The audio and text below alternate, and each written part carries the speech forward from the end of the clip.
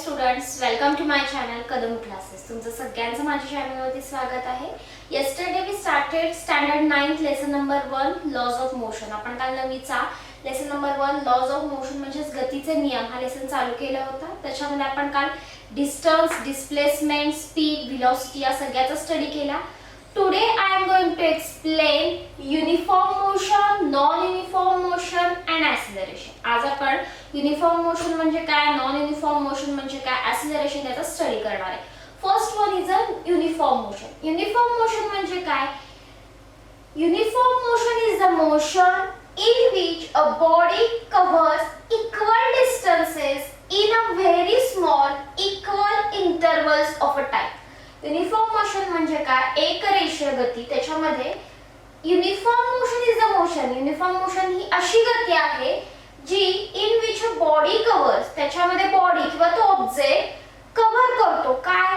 Equal distances, equal distance cover करतो in a very small equal time. तो छोट्याशा time मध्ये इक्वल डिस्टन्स कव्हर करतो, त्याला युनिफॉर्म मोशन म्हणजे एक रेषीय गती असं म्हटलं जातं. Next one is a non uniform motion. Non uniform म्हणजे नैक रेषीय गती.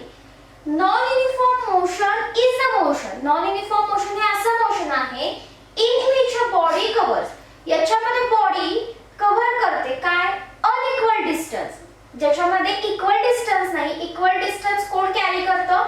Uniform motion. याच्यामध्ये नॉन युनिफॉर्म मध्ये अनइक्वल डिस्टन्स कॅरी केलं जातं but in equal intervals of time.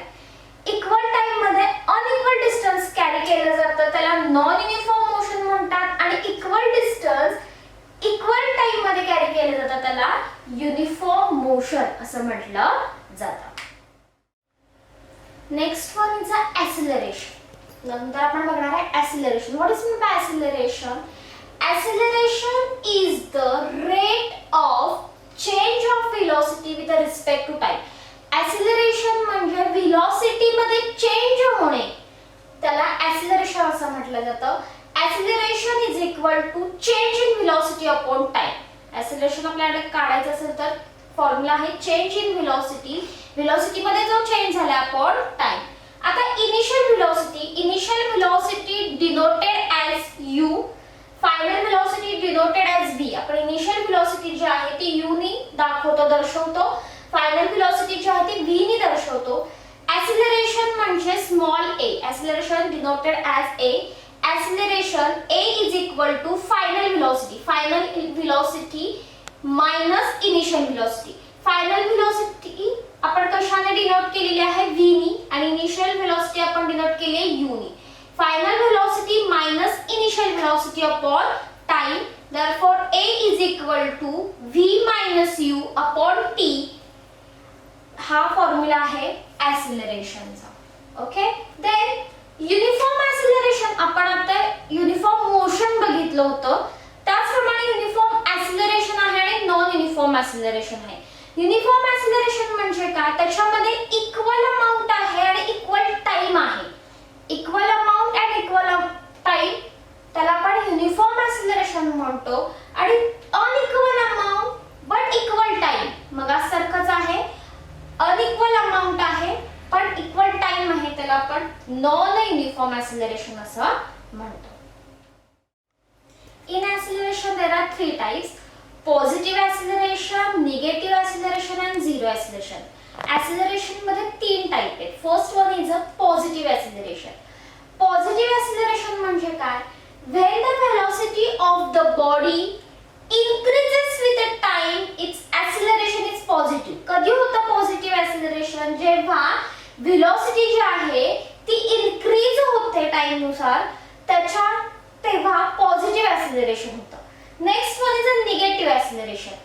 When the velocity of the body decreases with the time, जेव्हा velocity decrease होते, कमी होते, तेव्हा निगेटिव्ह ॲक्सिलरेशन होतं. Next is a zero acceleration.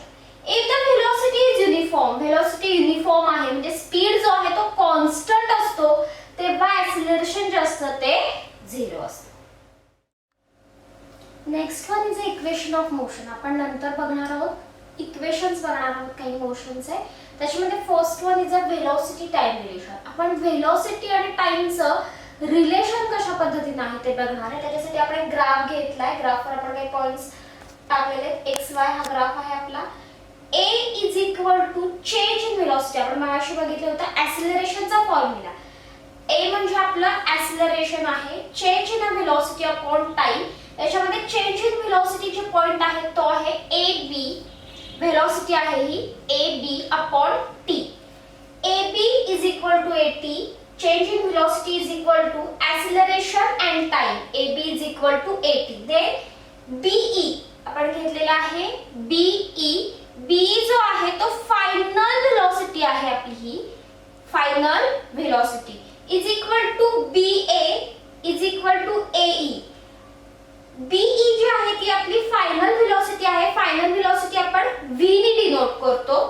Then BA जो आहे आपला तो AT आहे. मीन्स ऍक्सिलरेशन अँड टाइम जे आपण आता इथे काढलेले आहे. AB is equal to AT. Acceleration and time. Then AE. AE जो आहे तो आपला आहे U. Means initial velocity. Therefore V is equal to U plus AT. त्याच्यामुळे हे इक्वेशन जे आहे वेलोसिटी आणि टाइमचं रिलेशन कसं आहे. V is equal to U plus AT. V means final velocity is equal to u means initial velocity plus acceleration and time. मी परत एकदा हा ग्राफ रिपीट करते. velocity time relation आपल्याला दाखवायचं आहे. Equation a means change in velocity, acceleration means change in velocity upon time. change in velocity जी आहे आपली ती आहे ab upon t. next one is ab is equal to at. AB जो आहे तो आपला चेंज इन वेलोसिटी आहे. A means acceleration, T means time. Then BE. BE जो आहे तो आहे आपला फायनल वेलोसिटी. लक्षात ठेवा BE जो आहे तो आहे फायनल वेलोसिटी. त्याच्यानंतर BA is equal to AE. AE जो आहे ती आहे आपली इनिशियल वेलोसिटी.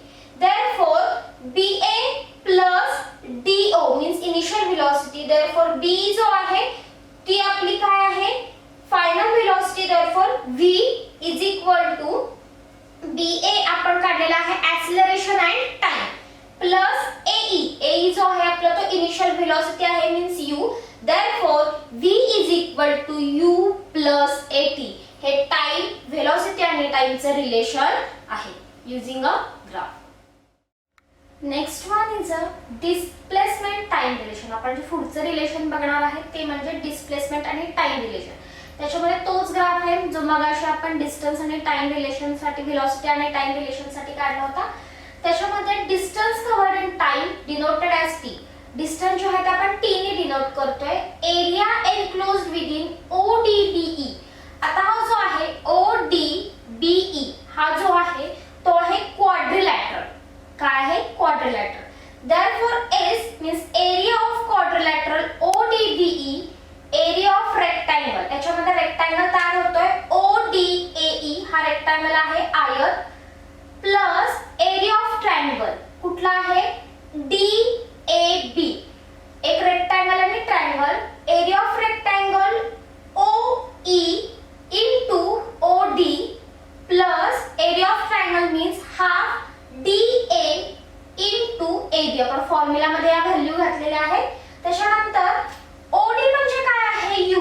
U म्हणजे आपलं काय आहे इनिशियल वेलोसिटी. म्हणजे आपण U ने दाखवतो. OD जी आहे ती आपली आहे इनिशियल वेलोसिटी. AB मगाशी आपण वेलोसिटी टाइम मध्ये रिलेशन मध्ये काढलेलं होतं. AB is equal to AT. Then S is equal to T into U. जो आपल्याला आहे T into U plus half T into AT. S is equal to UT plus half AT square.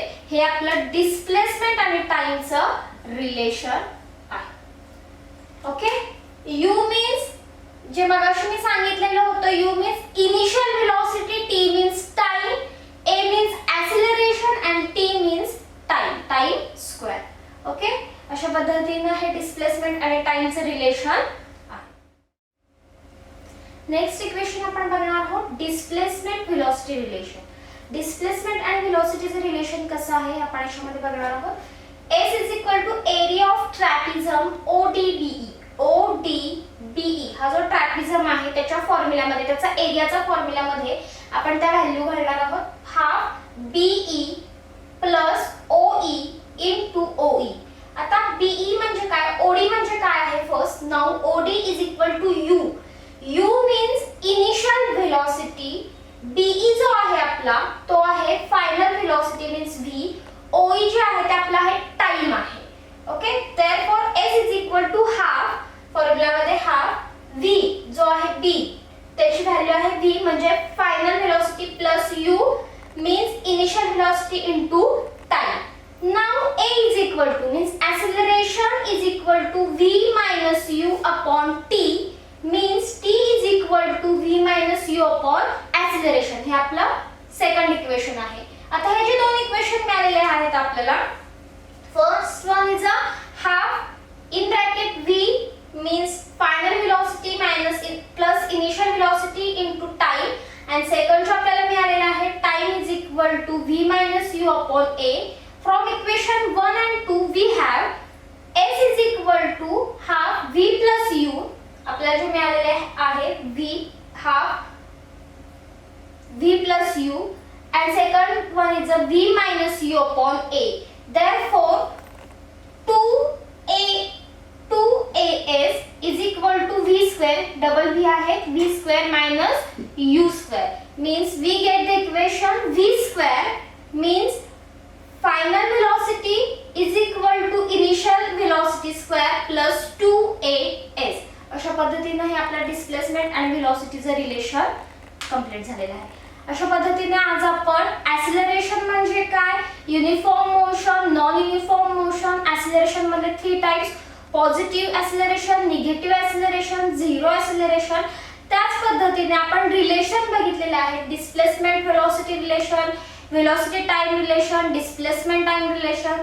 अशा पद्धतीने आज आपण हे सगळ्यांचा स्टडी केलेला आहे. आणि आजचा व्हिडिओ तुम्हाला नक्कीच आवडला असेल आणि उद्याचा व्हिडिओ पाहायला विसरू नका. आणि आजच्या व्हिडिओला लाईक, शेअर आणि सबस्क्राईब करायला विसरू नका. थँक्यू.